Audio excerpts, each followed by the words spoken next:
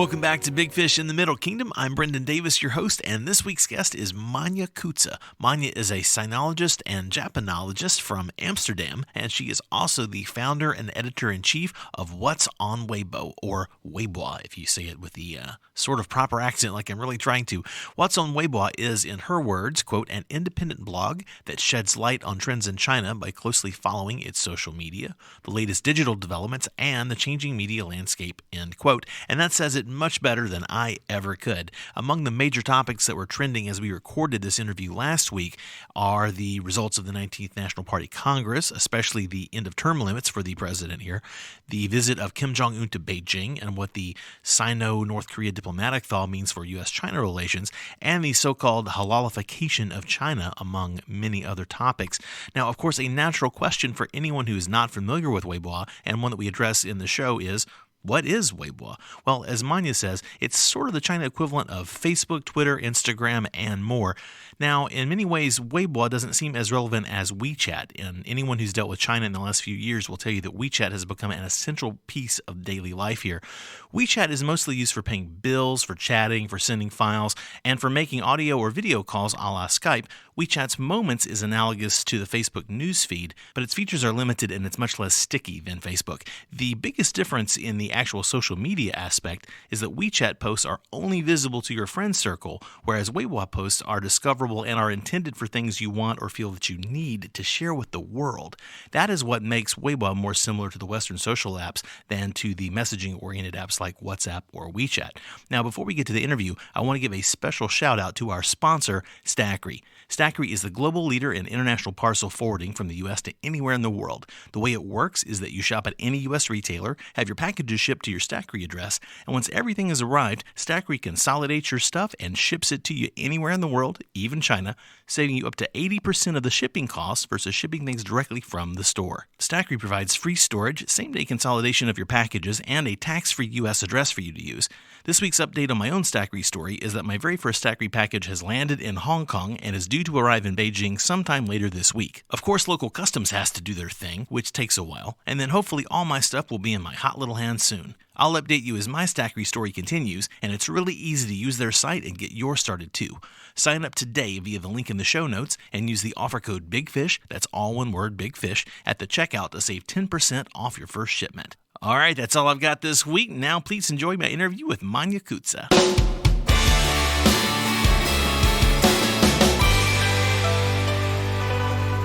So I am very happy today to be talking to Manya Koetse. Manya, how are you today? Good, thanks for having me. Well, thanks for getting on the Skype machine with us all the way from where specifically? Amsterdam. Nice. And I met you here in Beijing at the Bookworm where you're doing a speech, a talk, a presentation, a panel discussion with various cast of characters in your slideshow talking about your business and your passion, which is what? Well, it's What's on Weibo. What's on Weibo is my website, and my passion is keeping up with the latest trends in China, both online and offline, but as long as it's something that netizens are talking about, then I'm interested. Excellent. Well, my traditional first question, which I skipped because I wanted to give you that one, is tell us a little bit about who you are, where you're from, and for you, why China? So now I ask you that question. Oh dear. Well, let's start at the beginning. That's a great place. So I'm Manya, and I'm Dutch. I'm from a town near Amsterdam, from Haarlem, and I'm the editor-in-chief of What's on Weibo, which is a website that is reporting social trends in China. Why China? It's such a difficult question. Is of course something that's people have been asking me a lot. And what I noticed is that every time I give a different answer, because I'm not sure where it started, and it depends how far you go back in time. For me, I think it already started in the 1990s when in Europe, but specifically in the Netherlands, there was this China boom. Wild Swans was becoming really popular, the book, and we had a lot of different books about the Cultural Revolution. You know, all the Scar literature from the 1980s was being translated into English and Dutch by the mid-1990s. Yeah. So that's when I was actually very young, but I started reading these books, and I was really fascinated with that. So let's say that the seed was planted somewhere mid 1990s when I was like 12, 13, 14 years old and started reading these books. So in terms of your growing up and your youth, how did what did you see in your childhood that maybe led to your career, if anything? Or was this something that just was totally kind of out of the blue for you? No, not really, because I always was writing. Like even when I was 7 or 8 years old, I was writing my own little magazines and distributing them to my family members who were probably very bored with it. But I see that what I'm doing right now is actually already what I was really wanting to do when I was a child. And I've always been interested in Asia. So as for that, everything seems to come together now with what's on Weibo. And the thing is that China only came into my life much later. It was Japan that was actually my first true love. I was always interested in Japan, and I moved there when I was 16 years old for a year. Wow, that's where my Asia adventure started. That's quite an adventure. 16, huh? Yeah, and I was living with a Japanese host family, so it was really a major event in my life. So it was a full immersion experience, I assume. Had you been studying Japanese prior, or was that the impetus to like kind of dive in? Yeah, I know. I arrived in Japan and I didn't know anything. I knew konnichiwa or whatever, Sure. and that was it. And then I was dropped with a host family that didn't speak English. And then I was dropped on a Japanese high school where I was the only foreigner and nobody spoke English. Oh, my. So that was a big, big adventure. And for the first 3 months, it was incredibly lonely. But what it did is that it really helped me in, listening to this language and seeing this culture that is a complete mystery to me. I mean, for me at the time, I felt like I was in a different planet, but that I was able to decipher it. And I think that made it much easier for me later when China became my big passion, that I thought, you know what, I learned Japanese. Chinese seems like a very, very difficult language, but I can learn it. Right. So that made me comfortable enough, I think. Excellent. How did you sort of make the leap across the water there? I made the leap because after I came back from Japan and I finished high school, I started studying Japanese at the University of Leiden, which is a very excellent university in the Netherlands. And Chinese, Korean, and Japanese, it's all in one little building at that university. So during the breaks, you would run into people who were studying Chinese, and the Olympics were coming up. And then I was thinking, oh my God, China is such an interesting country. And also, when you're doing Japan studies, so much of what you learn finds its origin in China. So I became more and more curious, and finally I decided to take some extra classes, and in the end, became fully immersed in Chinese culture and language. When did you actually, you mentioned that you first came to China in 2007. Did you come to sort of explore, or did you have were you mission specific, or did you have a job? What actually brought you here in the first place? Well, the very, very first time I came to China was actually when I was 16 years old. That was way before. And that was on a trip with my parents. And it was one summer that we went to Japan. I went to China, and later on I went to live in Japan. So China was already there in the back of my mind as a very, very interesting country. And then later, more than 10 years ago, I first came to China because I was already studying Chinese. And I wanted to come to China as an adult again by myself, and I first went to Shanghai. So that was to explore and to take some courses, Mandarin courses with a private tutor, and stay in Shanghai for a month. So that was how it started. Excellent. What led to you actually staying longer and kind of putting down roots? Well, the University of Leiden worked together with, amongst others, Beijing University, Beida. And I was lucky enough to get a scholarship in 2008.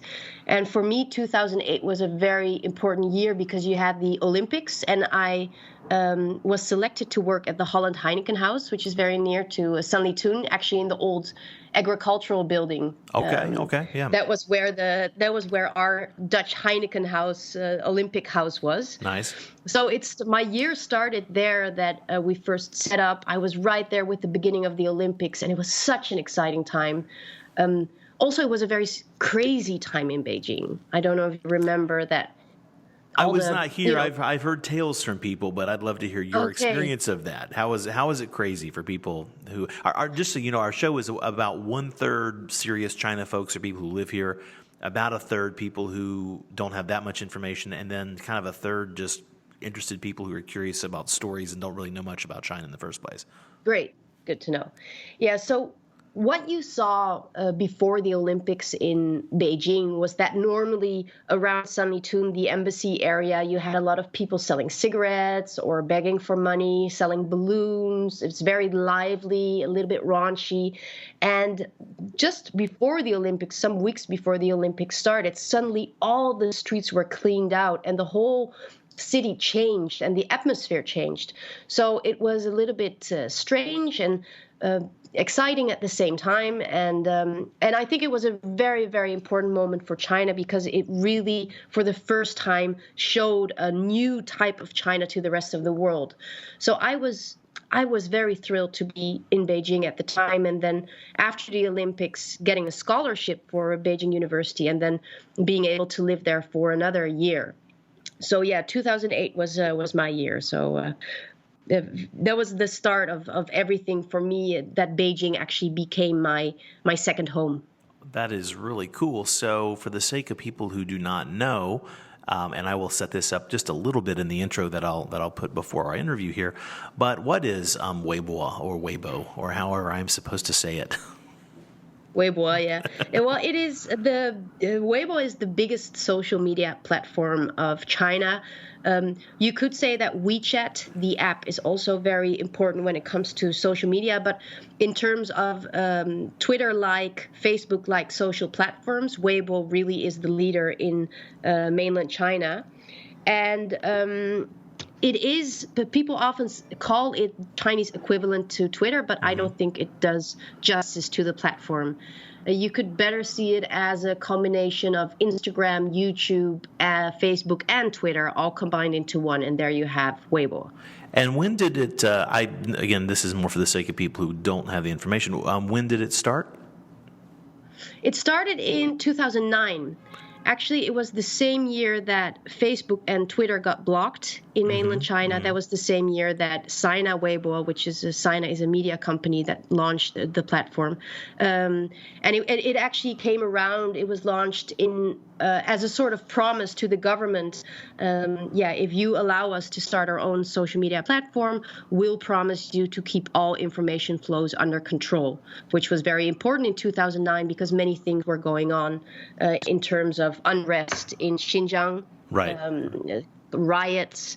So keeping the censorship up was quite important, and that's what Weibo did.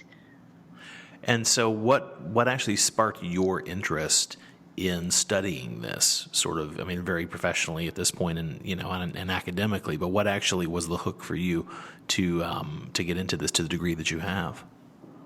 The hook for me was that when I'd lived in Beijing and I came back to finish my studies at University of Leiden in, 2009, 2010, I really, really felt homesick for Beijing, for China. And one of the things that I love most about living in Beijing is walking the streets, like making random walks and encountering so many scenes and people and conversations, and that, always inspired me, like, oh, I should write about that. Oh, right. This is a new trend coming up. Oh, see the young kids wearing this or doing that. And I needed new input. But being in Amsterdam, of course, I was looking for that input. So instead of taking a walk on the streets, I was scrolling through social media. And you have similar things. You encounter, oh, people are discussing this here. Oh, look at that new fashion trend coming up there. Oh, look what people are worried about now.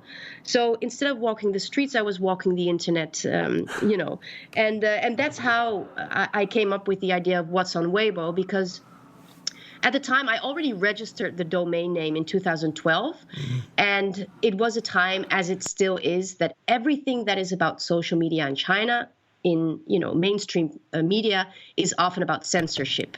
Right, now, right. We all know what is being censored, or everything that so much is being censored, but I also want to know what is not being censored, what is left of social media in China.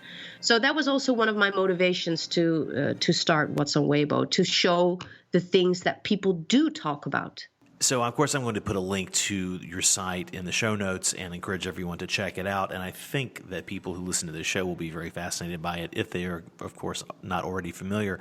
But would you describe the site to people who have not yet clicked that link and are listening? We don't want to lose them just yet. I give social, cultural, and historical insights into the trending topics on Chinese social media.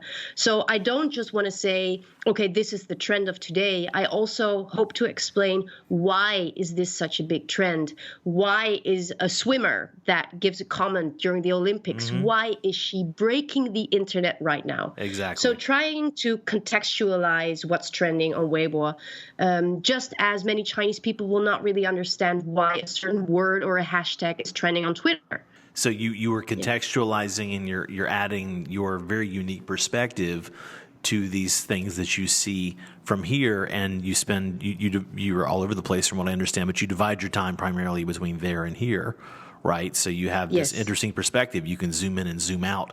What would you say has been the biggest revelation, or that's probably too broad of a question, but what are some of the gigantic galactic changes you've seen over the last, let's just say 10 years, because that's approximately the time period we're dealing with here? Well, that's two different questions, right? Like, so what are the biggest revelations for me while doing this work, and what are the biggest changes?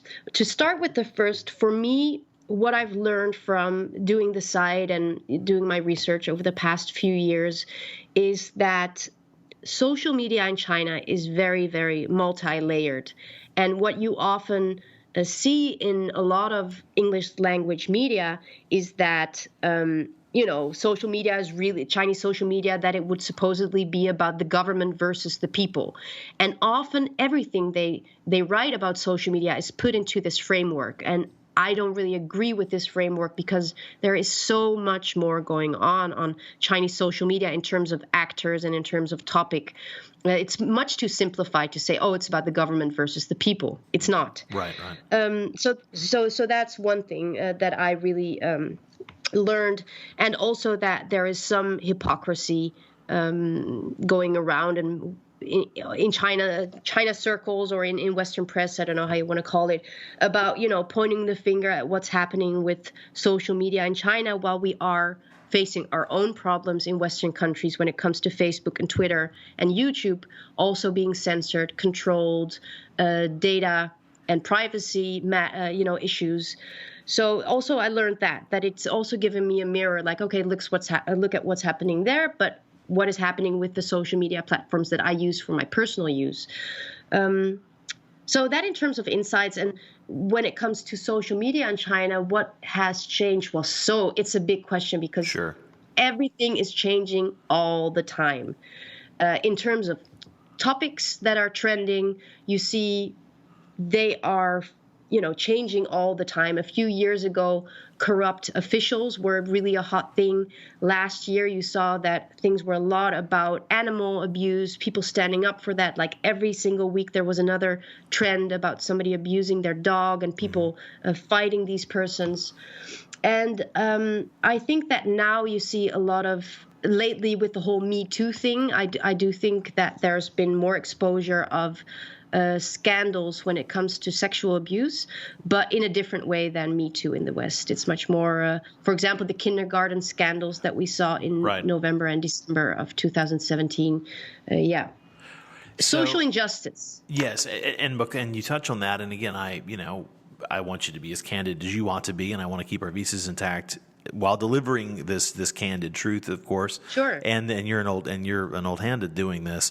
So how could you sort of generally categorize the difference in terms of this social discourse? I mean, my Chinese friends, and I don't read Chinese. I speak enough to be dangerous, but I have a lot of Chinese friends who, fortunately for me, are bilingual, and the conversations we have privately are very similar to the conversations I would have with anyone back in, LA or Atlanta, but there is a different expectation of what's going to happen societally. And I'm wondering, looking at things through the lens of looking at Weibo, is is getting this overview. It's kind of getting this 30,000-foot overview of the whole landscape of what people are discussing. Do you see any trends, generally speaking, in terms of how people talk? You mentioned all these hot button issues. Are people feeling more empowered to say things, or do they have a sense of resignation that certain things will never change? Or what's your kind of take on these social movement conversations in China? Oh, yes. Both of what you say, there are a lot of people who I think have become very bitter and who have no trust in any sort of open discussions on social media in China anymore. But I think you cannot talk about the people in general, because what you see is that there's such a huge difference between the generations. Right. So you have the post-1970s, 1980s, and then the post-1990s. And I feel that the post-1980s and before are much more bitter or maybe negative about China, much more critical than those born after, for example, 95 or post-90s. Because they're often very, very cyber nationalistic, or nationalistic, I should say. That's the cyber nationalism that I encounter every single day on Weibo. And I feel they're very, very confident and quite happy, I think, about the possibilities that China's digitalization and all the new opportunities have brought them. So I wouldn't say there's one discourse. There's a big, there are different perspectives when you look at the different generations. Well, and this is a conversation I've had. You mentioned being on Tech Note. I mean, John Artman and I discussed this a bit. I've talked about it with a few other kind of old China hands who been here 20, 30 years, about how, because of the rapid pace of development in China, what you might think of as a generation in the West is sort of like, as you were indicating, every 10 years you could sort of loosely categorize the degree of progress and the expectations people have. And do you think that this current youth generation of teens and early 20s, how significantly do you think they are similar to their counterparts in other places in the world, or are they still sort of in a China bubble?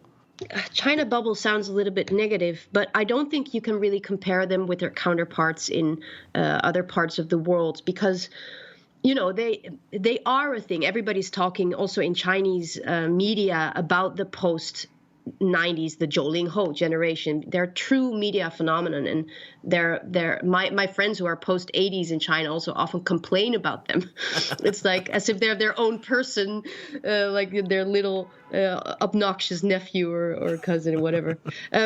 But they are a true product of their time in multiple ways. I mean, when you look at Chinese families, when you look at Chinese society, and when you look at China as a nation as a whole and its relation to the world, those very, very impactful changes, they are the product of that. Like, there's a big transformation in parent-child relations in China if you look at the 1970s, 1980s, and 1990s. Of course, also because of the one child policy. And then in society, there's this dramatic growth of material wealth, and then this digital revolution. And then China's relation to the rest of the world opening up, being more internationalized, and a further integration of China with the world economy. These are kids that have grown up with all these changes, and it has made them very confident in China. And because they've grown up together with the rise of China. So how can you not be happy about that in a way? And also they've been very pampered by both their grandparents and their parents.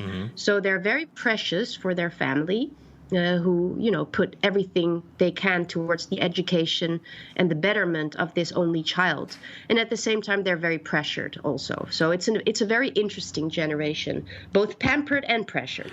That's a really great observation, and of course, you're the woman to make it, given your perspective from what you do. And I'm not saying this to be defensive, because I wanted to clarify when I mentioned China bubble, and you answered it well in your question.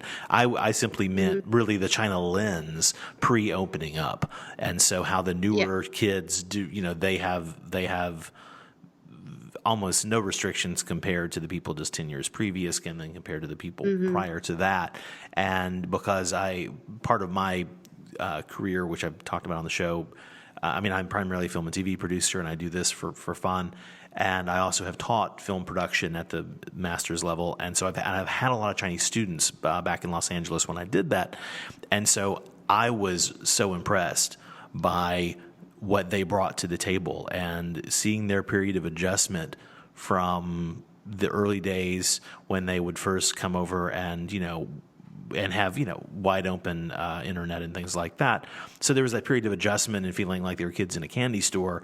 But then they very quickly were kind of in sync with their peers, across the board, and their own ideas, their expectations. They were ahead of a lot of people. This is kind of the long way around the barn for me to say this, but what I guess I'm getting at is that I have been consistently impressed with how much more advanced and forward-thinking a lot of the younger Chinese colleagues and peers and people I have here at the company. We have a lot of people in their early 20s, who are working as like 3D people and animators and stuff. And they're kind of mind-blowing. And they seem unafraid of anything that gets thrown at them. Whereas in the West, this is not meant to be a very topical show. So, this happens to be the time. We had the Parkland shootings a few weeks ago, and the whole movement is happening right now, which is amazing. Things are so serious in my home country, and it seems like there's this almost apocalyptic sense of doom, but chance for a revelation in humanity. Whereas here, there's this ascent.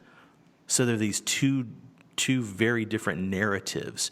And so this backstory of mine, I think I have a point here. I guess my point is that China is in a very unique situation, and I'm wondering, what do you see as the next? If you could, had a crystal ball and could look at like 5 years in the future, what do you predict? Like, where do you think things are going in terms of, the youth and the young adults in China, and what China is going to look like in the next, say, 5 or so years?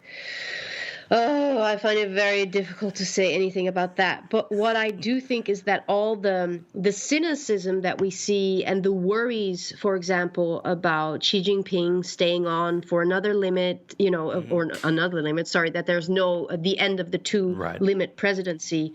There was a lot of concerns about that. What I saw on English language social media or on Twitter or Facebook, that people said, okay, well, that basically, makes him like other leaders we've seen in the past, and that it's dangerous. And then I talked to some of my Chinese friends, and I have post 1980s and 1990s. They're not really concerned with that. They're very confident. So I think the plans that China has of reaching its goals in the future, it will reach those without too much social unrest. But I don't like to do any predictions, but that's my feeling, that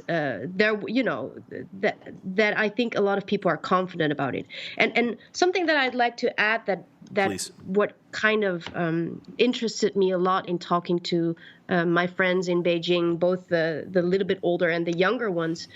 Some time ago, it was actually April or May of 2017, what you saw in the city center of Beijing is that, again, a lot of hutongs were being demolished, and especially around the Gulo, the old area. Yeah. And I had a friend of mine who was taking pictures of these, the moment that it happened, and these pictures really shook me. You saw some old people lying in their bed, and the front of their house was gone. Wow. So obviously it really overwhelmed them, and they lost their home, and it was horrible. And at night, I was talking about this with my Chinese friends at the bar, and I was showing them the pictures, and they were like, well, this is the way forward for China. Some people will have to lose their home, but in the end, it will be better for everyone. And we had a big discussion about this because I always assumed that everybody would be against this, that everybody would think that it was a social injustice. But they didn't. They didn't think that. They were like, no, but they can move to a new place. This used to be their home. They'll get a new home. And in the end, we all have to sacrifice something for the rise of China. And it shook me in a way because I often get asked about the 50-cent party, the people on social media that will get paid to say positive things about certain policies Right. or, new ideologies. But a lot of them, you might think they're the 50-cent party, but they're not. They're just very nationalistic, patriotic Chinese young people who feel that we all need to sacrifice something for the future of China. Well, that's a great point, and for people who aren't familiar, I think you probably gave it enough context that it makes sense. But it's people who there are a bunch of basically paid cheerleaders to help spread the official positive word on various things. But then there are many people who feel that organically and are free to express it. That's what's interesting. This is such a giant. If you look at the country or any country as an organism, it's such a giant organism with almost 1.4 billion cells, but it seems like the brain is concentrated in one or maybe two places. So it's interesting to see how the rest of the country sort of either falls in line or catches up or gets left behind. Do you see on Weibo? Do you see a lot of commentary from the second, third, and more importantly, fourth and other tier cities? Do you see a huge discrepancy in the social conversation about things like this, as well as just entertainment and modern life? Well, it is true that Weibo is becoming bigger and bigger, especially because there are more and more netizens from rural areas. But I must say, I don't really see a difference in commentaries, but that's also because I haven't really researched it. If I look at comments, I don't always click the person's profile to see where they're from, which would actually be very interesting to do. So maybe I should do that. But what you do see is that you get more trending topics from smaller towns. People are walking around with their mobile phone, and what you actually see is this rise in citizen journalism because everybody can make something trending. Right. If the space is allowed for them, if it doesn't get shut down after 500 retweets or reposts. But you see that a lot of social injustice or, like I said, animal abuse or whatever from smaller towns can now also be exposed on Weibo. And this exposure, if talking about trends on Weibo, like the human flesh search engine has been something that's been going on a lot on social media in China. It's basically doxing, I think we call it doxing, don't we? The exposing of tracing down people and exposing them and exposing their private information online. It's something that you see a lot on social media in China, and especially when people have the power to film an incident that they don't agree with and then put it online, and then within no time, if it grows big, people will find out who that person is and give out their personal information. This is it's kind of a dangerous really trend. Yes, it's positive and it's dangerous at the same time.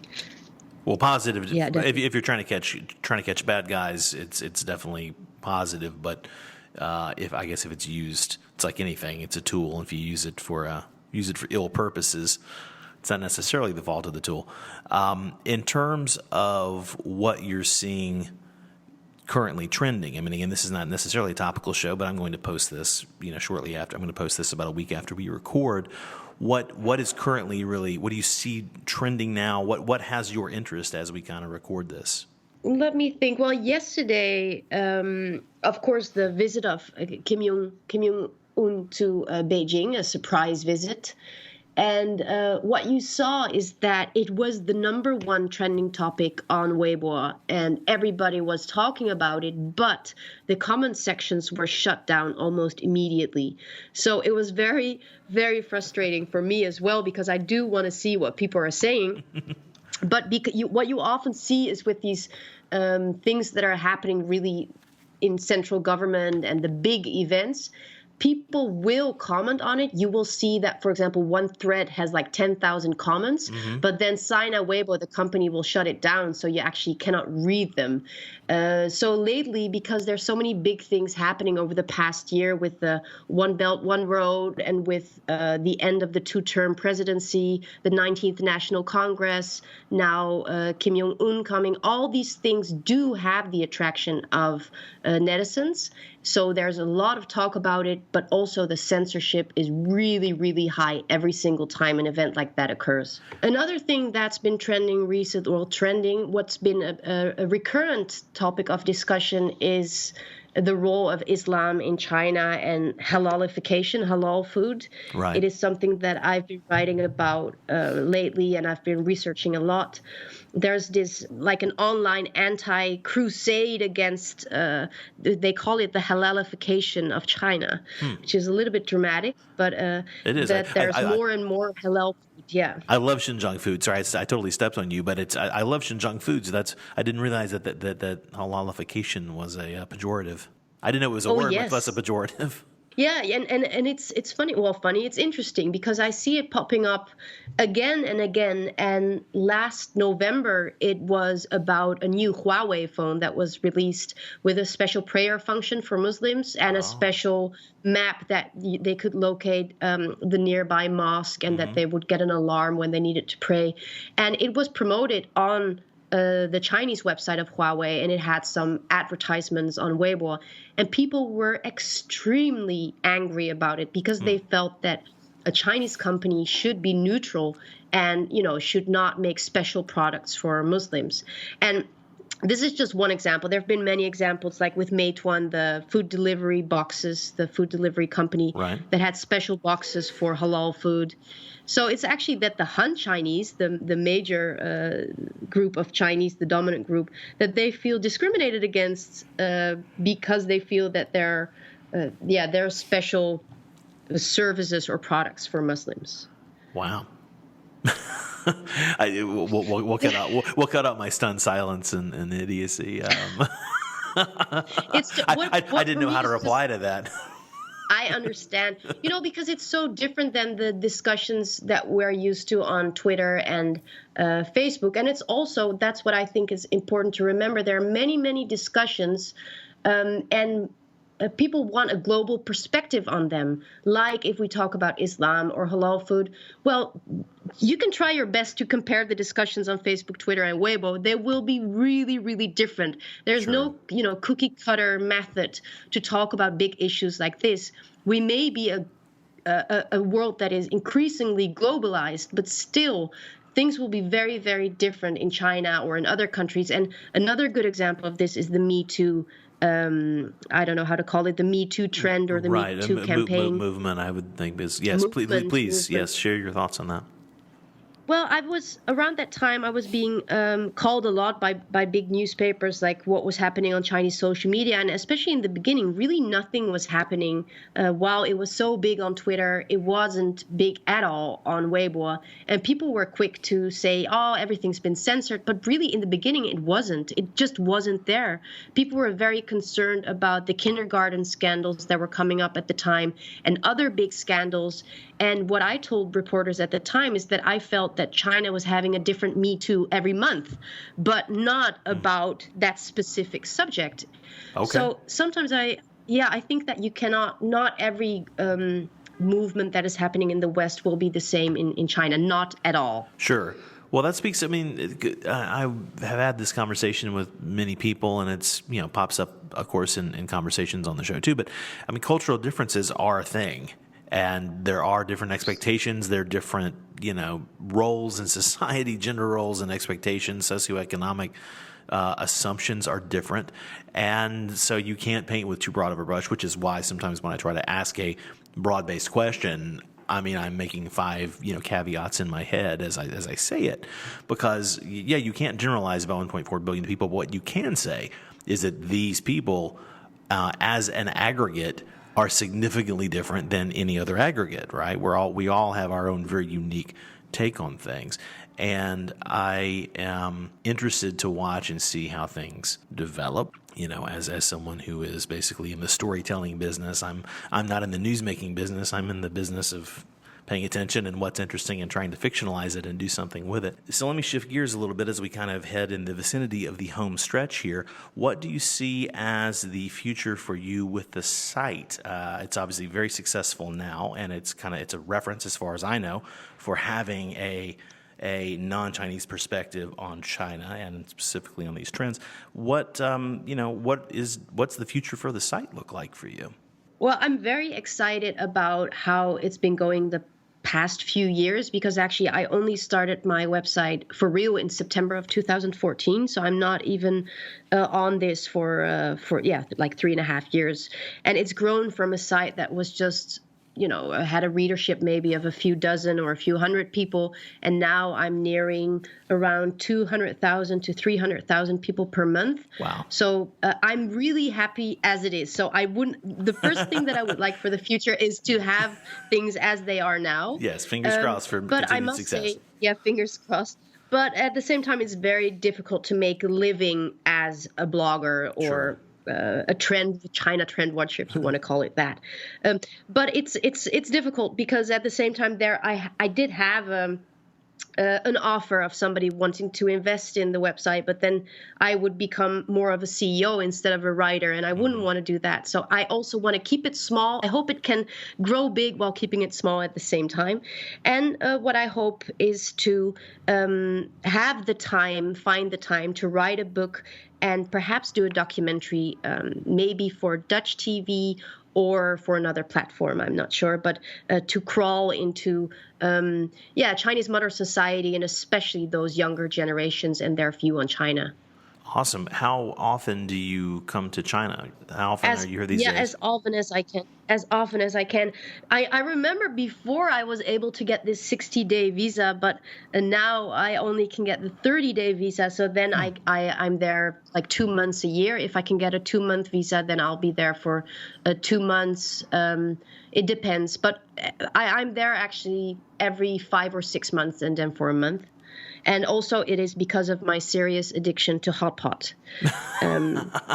That's a real thing, and you really can't get it the way that you get it here outside of here. No, I make it myself here, and Yeah? I do hot pot here at home at least like 2 or 3 times a week. Really? But when I'm in China, I think now my record is 30 days in a row, 30 hot pots. Every single night. That isn't okay. So I know what I have to do to thank you for the interview when you're here. Oh, definitely. Awesome. Definitely. Manya, thank you so much for your time. I really appreciate you.